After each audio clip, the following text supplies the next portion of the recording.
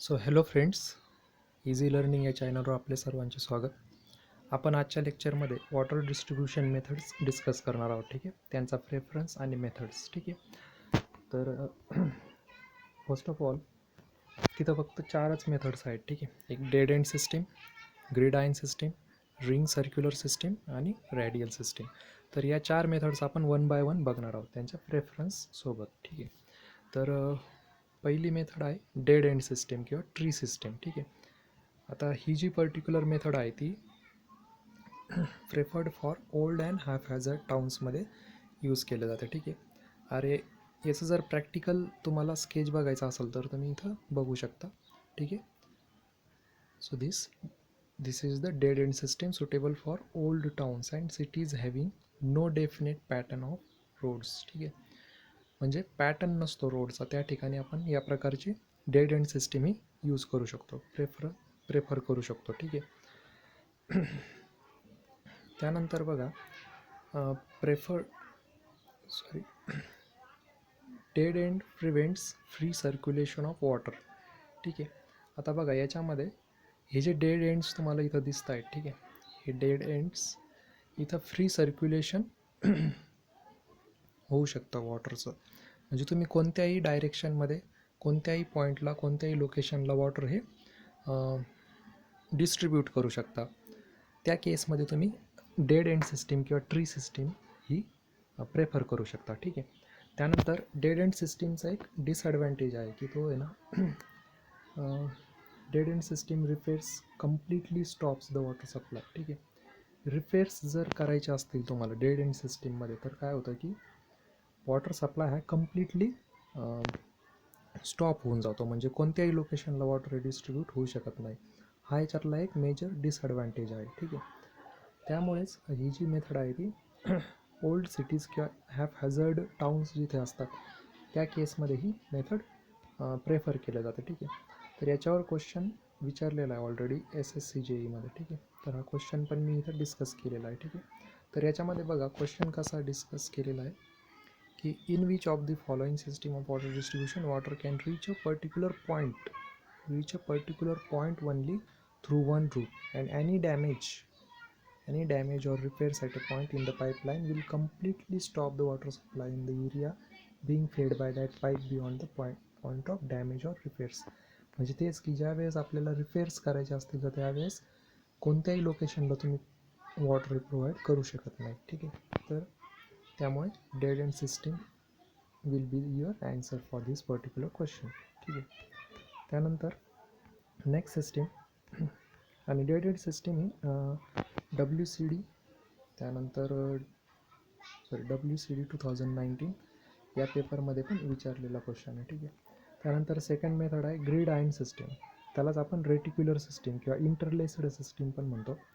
आता याच्यामध्ये बघा याचा प्रॉपर स्केच जर तुम्हाला बघायचा असेल तर ग्रिड आयन सिस्टीम. ठीक आहे, so grid ion system is suitable for cities with rectangular layout. ठीक आहे, where water mains and branches are laid in rectangles. ठीक आहे, so it can form rectangles, so it is called as grid ions. Grids माहिती आहेत आपल्याला, grids म्हणजे काय असतात की ग्रिड्स जो एक पर्टिक्युलर शेप रेक्टँगल किंवा स्क्वेअर फॉर्ममध्ये वॉटर डिस्ट्रीब्यूट होतं त्या पर्टिक्युलर केसला आपण ग्रिड्स म्हणतो. त्यामुळे या सिस्टीमला ग्रिड आयन सिस्टीम असं नाव दिलेलं आहे. मग ज्या केसमध्ये रेक्टँग्युलर पॅटर्न्समध्ये सिटीज डेव्हलप झालेल्या आहेत तर त्या केसमध्ये आपण ग्रिड आयन सिस्टीम ही प्रोव्हाइड करू शकतो. ठीक आहे, आणि ग्रिड आयन सिस्टीममध्ये एक ॲडव्हान्टेज आहे की मोर स्ल्यूस वॉल्स आर रिक्वायर्ड. ठीक आहे, म्हणजे ॲक्च्युली हा डिसॲडव्हान्टेज आहे ग्रिड आयन सिस्टीममध्ये, स्ल्यूस वॉल्स इथं जास्त लागतात. ठीक आहे, तर अशा प्रकारचा क्वेश्चन पण एक्झाममध्ये फ्रेम होऊ शकतो. त्यानंतर gridiron system preferred for plan rectangular and square roads. ठीक आहे, ते आपण अगोदरच डिस्कस केलेलं आहे. ठीक आहे, त्यानंतर third system will be a ring system or circular system.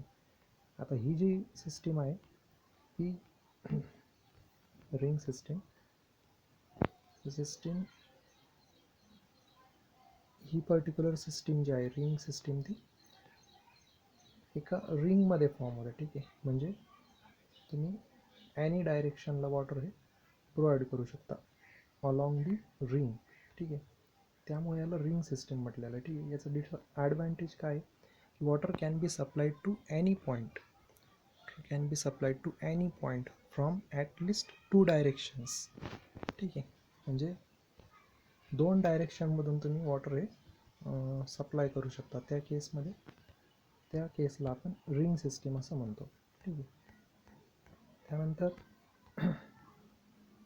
Last आहे रॅडियल सिस्टीम. ठीक आहे, आणि रॅडियल सिस्टीम ही जनरली रिझर्वायर फॉर्ममध्ये यूज केलं जातं. ठीक आहे, इथे बघा हे जे डॉट्स तुम्ही बघताय, तर हे डॉट्स म्हणजे रिझर्वायर्स आहेत. ठीक आहे, तर रिझर्वायर्स जर आपण रिझर्वायर किंवा डिस्ट्रीब्युशन रिझर्वायर जे आहे ते आपण कुठं यूज करतो, जिथं पॉप्युलेशन जे आहे ते खूप व्हास्ट आहे. ठीक आहे, म्हणजे खूप जास्त पॉप्युलेशन एरियाजमध्ये, म्हणजे मेट्रो सिटीजमध्ये किंवा मेजर सिटीजमध्ये या प्रकारचे रॅडियल सिस्टीम ही यूज केले जाते. ठीक आहे, जेणेकरून तुम्हाला वॉटर हे एका रॅडियल वेमध्ये, ठीक आहे, रॅडियल वेमध्ये म्हणजे